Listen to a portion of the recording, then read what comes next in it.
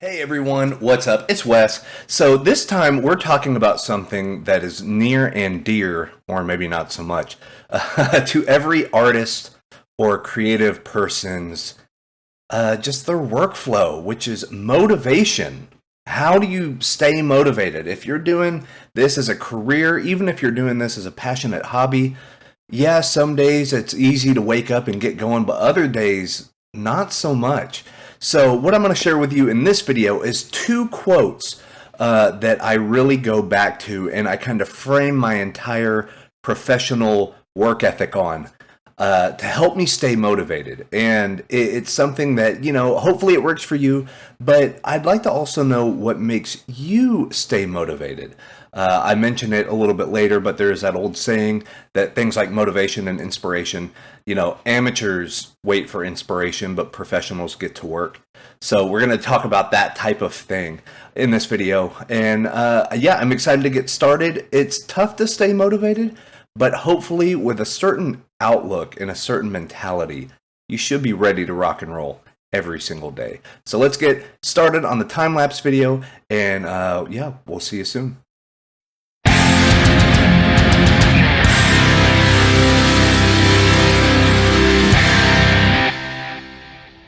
Alright, here we go. So we're going to be taking a look at a time-lapse of like a cool stylized Viking thing. We're going to be using some...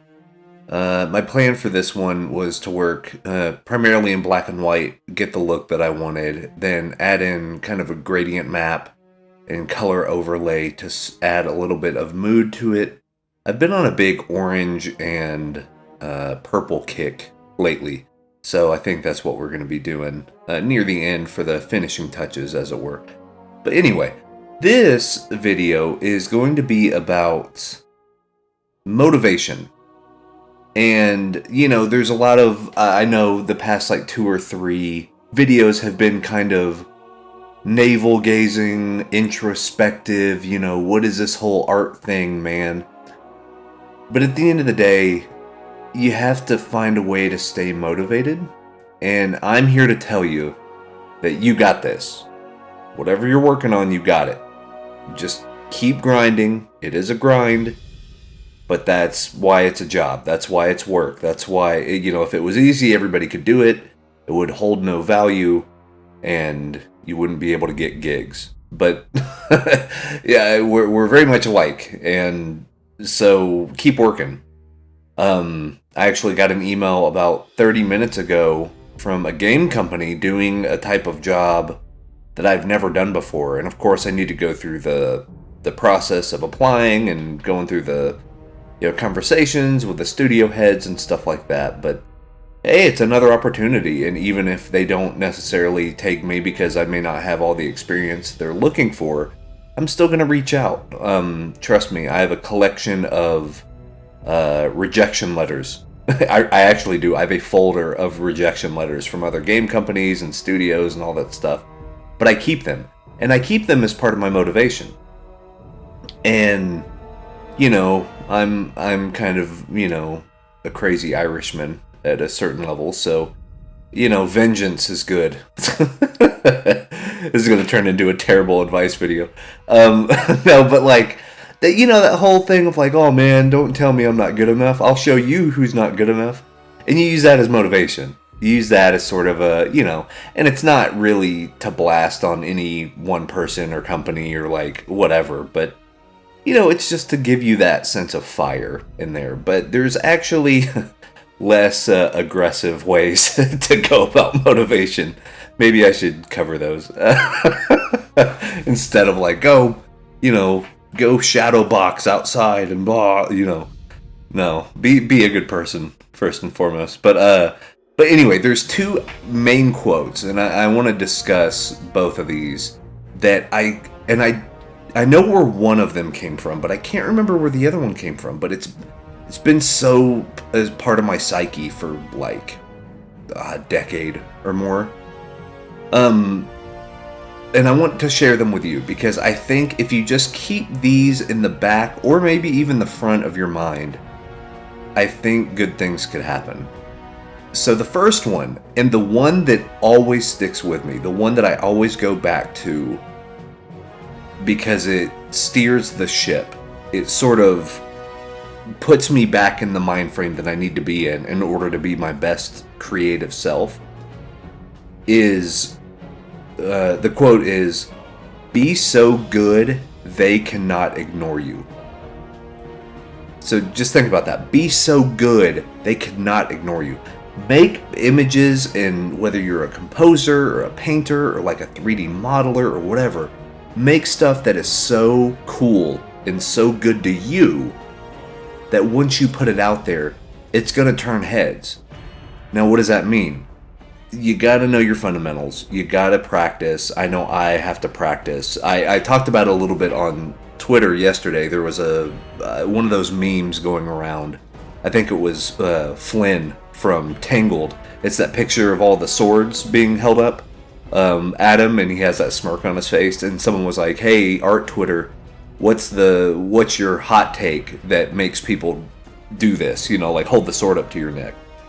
And mine was basically, the stuff that's going to get you better, like you're practicing, is not only not going to be popular on social media, it may actually not get you work. Because you're practicing, you're trying to better yourself. And over the long run, you're going to improve. You're going to get way better, way faster if you do that. And I'm kind of talking to myself about that right now. It's like, okay, I need to spend a few days a week just studying like arm anatomy and the way fingers bend on a hand, and the elbow. Like, what the hell is an elbow? Like, whenever you're doing your arm a weird way, because I'm doing a piece right now for Vario with like sword swinging and stuff like that, and it's like, okay, where's the elbow? Like, I know what it is. It's the joint, and it's the crux of the leverage of your, whatever. But like, what function is it? And is there a way to stylize it? Does it need to be perfectly anatomically correct?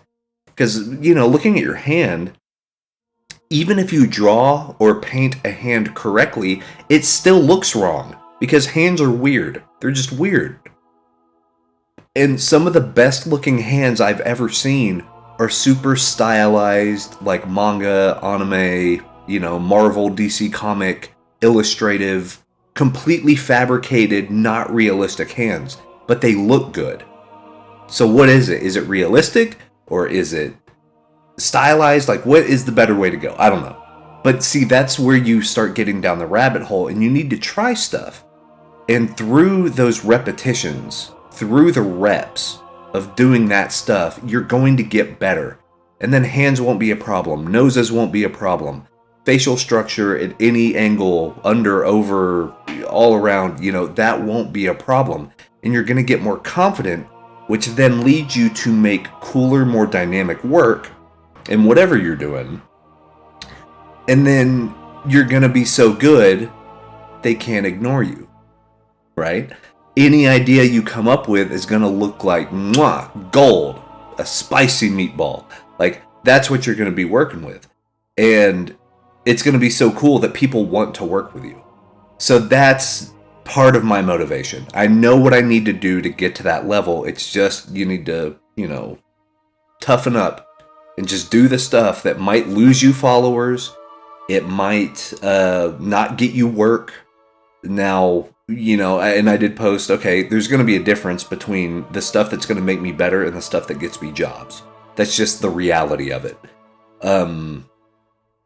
Yeah, it's one of those things that you got to make that choice. Some people, I just announced, I'm having a kiddo. I'm going to be a dad again in June. I need to grind out some work because for that first, 2 months, oh boy, I don't know how good my productivity is going to be. But, I'll be hanging out with new baby. So you'll see a bunch of those pictures and stuff. But, you know what I mean? So, like, I got to get good fast, or I need to secure work. Time spent doing one, probably not great time spent doing the other.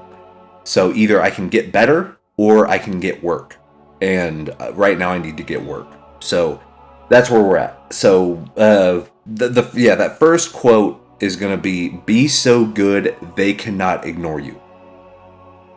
Now the second quote, this is from a YouTube channel called, I guess, the Futur, Futur,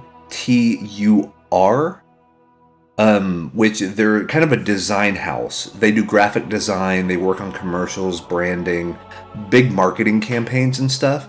And they have some incredible advice. I actually want to link to them in the description, but you probably already know about them. They have millions of, they're marketing, so they're super good at marketing themselves, which they should be. But there was a saying, and I saw this video, I want to say last year. And it's another thing. It was funny because as soon as I kind of got it in my head to follow this thing, to follow this idea and this motivational idea, I got hired for Warhammer. It was almost like a magic trick that happened. Now, results may vary. I'm not going to say that you're going to get your dream gig just because you listen to this piece of advice or whatever, but still, hopefully it'll put you in the same type of productive headspace that I was in. And the saying is, let me make sure I get it right. The saying is, you do not have to be the best, you have to be the least risky. So what does that mean? If I'm on a hiring committee, put yourself on a hiring committee. You're the professional for whatever this is, and you have 5 candidates. Hell, no, you have 2 candidates. Let's really simplify this. Candidate 1 makes really, really cool work. And let's say you're an art director, just to simplify this further. You have 2 people. You have one that is super creative, but you can't pin down what they do. You know what I mean? They try a little bit of everything. They're a really good generalist. They have the eye, but you just don't know what you're going to expect whenever you hire them. Or option B, the work may not be as dynamic, but it fits with what your project is pretty much 100%. Like it has everything it needs to. Yeah, it's not maybe quite to the polished level, or it's not quite at the area of expertise as the first person. But with the first person, you're just taking a gamble. While the second person is very, very good. There's no doubt that they have the skills. But what they do, like let's say you're working on a Viking project and person B just does a really good Viking art. You're probably going to hire the Viking artist. Like that's probably what you're going to do.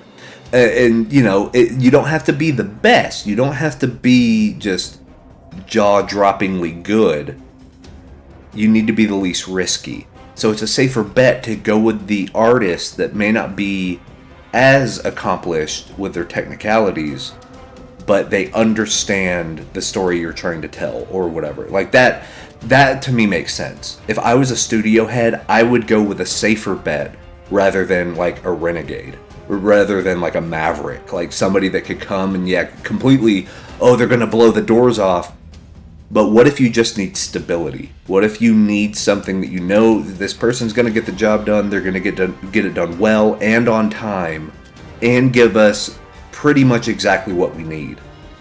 You would be foolish in a money-making venture, in a business-making venture, to not choose that bet. You know what I mean? So put yourself in those shoes. Put yourself in the director. Would I hire me for this project? Like, everybody's goal is to work with Wizards of the Coast for Magic or D&D or whatever. And I look at my stuff and I'm like, am I at D&D level? No, I'm just not. I'm not yet. I will be. If I choose to keep going down that path, I could be, but I'm not yet. So I understand why I'm not getting hired for that job. It's not like, oh man, the whole industry, blah. Like, I'm not damning the man, because I know I still have my work to do. I have to fulfill my part of that bargain. And that saying of, hey, you don't have to be the best, but you have to be the least risky, Can I deliver on the Magic the Gathering style? Not yet, but I can learn how. You know what I mean? So that starts giving me a course. It gives me a course of action. It gives me motivation. Because now I'm not swimming, now I'm not live without a net. I'm not, I'm not out in the deep end and I can't swim and oh no, what's going on? Is someone going to save me? Like, I have control over my own destiny at this point. Okay, now I know what I have to do. I have to put in the time. I have to put in the work. I have to still make dynamic stuff. I have to make stuff that resonates with people, that gets people excited. Like, that's my goal. Okay, how do I do that? Oh, maybe color theory. Maybe crazy colors. Maybe values are different. Maybe my perspective and my understanding of like dynamic 3-point perspective needs to be better. Maybe I need to tightly render a little more, but then keep crazy brushes on the outside stuff out of focus.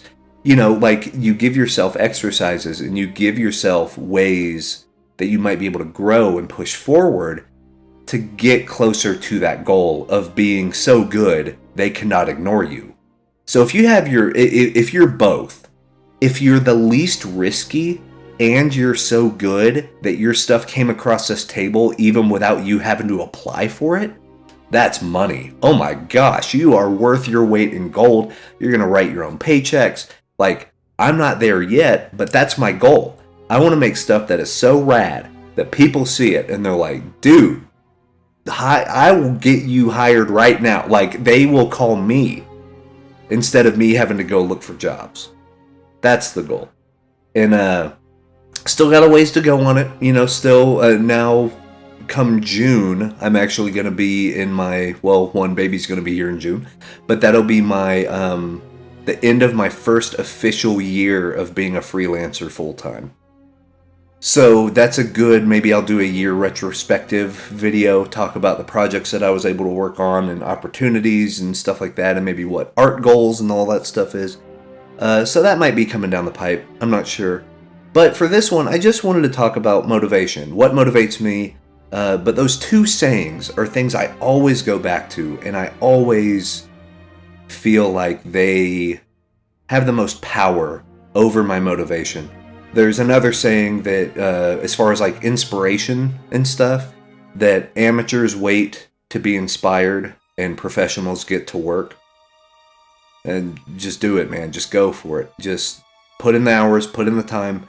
Yeah, it's not fun. But hey, if you're, Dave Raposa, I've been listening to a lot of his stuff and he's hilarious. Great, amazing artist. He talked about, why are you working 40 to 50 hours a week at a job that you absolutely hate if you could also spend 10% of that energy of like, oh, I got to get up in the morning, I got to brush my teeth, I got to blah, blah, blah. Like all the kind of monotonous grind. Use 10% of that type of energy on the thing you actually like doing and you're going to be amazing. You're going to be really good. So put in the time, put in the hours, just stay motivated. Like, you got it, man.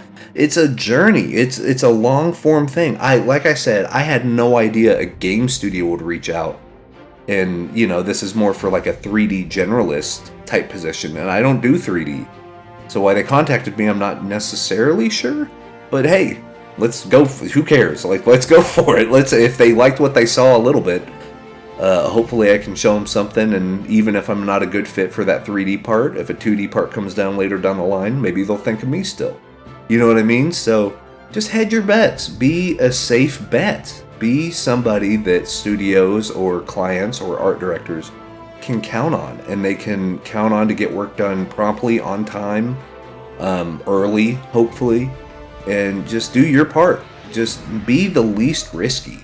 Just do all your stuff. Just cross the T's and dot the I's and take care of business. Take care of it. You got it. You got this. But that's my time. Hopefully you got something out of this. Just my whole thing, man, stay motivated. You got it. No matter what creative project you're working on. It's a grind, I know. It can be a slog. But going through and putting in the reps now is work you won't have to do later, because all of that's going to be just common sense to you. It's just going to be autopilot. After more and more practice, you're going to be able to do it without blinking. You know what I mean? So, but yeah, that's my time. Leave a comment. Let me know what motivates you. Is it good music? Like, what gets you in that mind frame to be super productive? And because I could use more. I could use more of that secret sauce.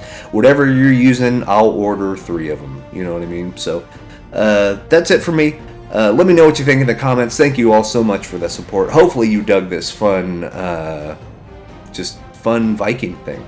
So it's going to be the thumbnail for the episode, of course. But yeah, go check out the portfolio. All the links to everything in the description. Really to everything. Good Lord, the description's huge now. But that's my time. I will talk to you guys next time. And until then, go make some cool stuff. And we'll see you soon. Peace.